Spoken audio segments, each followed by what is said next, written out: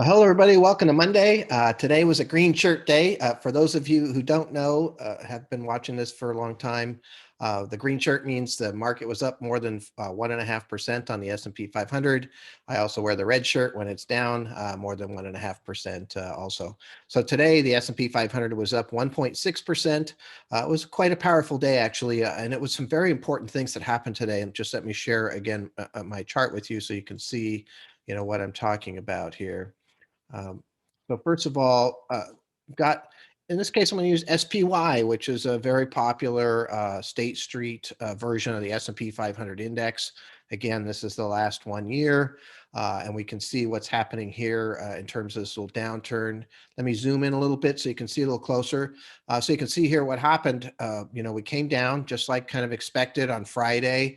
You can see what we bounced off of really was this, highest level of close support.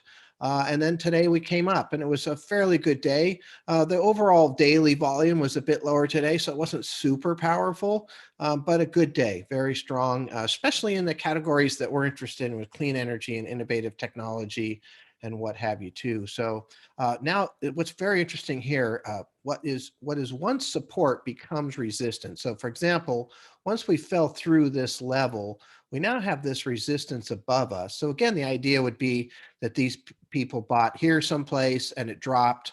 And when it comes back, they're interested in selling to get their money back. And so you can see that the market actually bounced right off of that. I'd suspect that we might do a little bit of sideways motion in here and work through this before we really move. You don't normally see things again come straight back up. There's usually a little bit of a gap in here between, the highs if we're going to get back to a high. So I think, it's great. We were sitting at a point of decision making or the Y in the road. If the market falls through, that support that we bounced off of on Friday, there wasn't a lot of support underneath that, and we could have had a bigger downturn. Still might happen, but it's fairly easy to kind of see what might happen when the down first started. We're going to come down to the support level, but then past that point, we really don't know what's going to happen. We have to wait and see what the market tells us.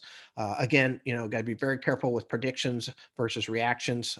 I prefer, reacting for the most part. I do use predictions for short-term pieces. So I really felt strongly that the market was, making some weird, motions, and we rebalanced on Tuesday, the day before all this started, and effectively reduced our overall stock market exposure in so doing. And that turned out to be a really good thing. So, sometimes you do small things based on, kind of your predictive abilities or what have you.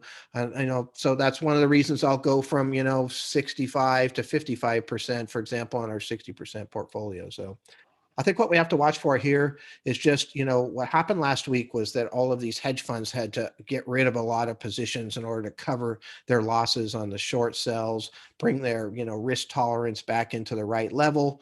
And they had to sell a lot of really good quality things. I mean, Apple had a fantastic, result in their quarterly earnings, went up, and then that whole GameStop thing started and it went down. Not because there's a problem with Apple, I believe, but because of, just people have to sell to gather cash. And they owned a lot of the same things we did, which have been doing great, probably the same reason we have them. And so a lot of things that we have sold off last week, exactly the opposite today. Really, really good movement upward. So, but it is something to watch for. They're trying to make a run on silver now. We'll see what happens there. And so this is probably a little bit of a continuing thing.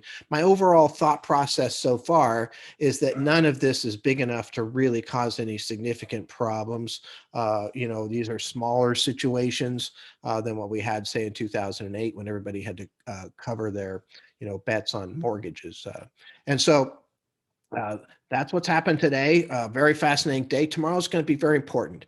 Do we just kind of go sideways? Do we go back down a little bit, test that low, or do we continue up? Obviously we got to watch and see if we fall through that support level. So, tomorrow and actually this week, I think will be very interesting to see what the market does. All right. We look forward to talking to you tomorrow. Thank you very much.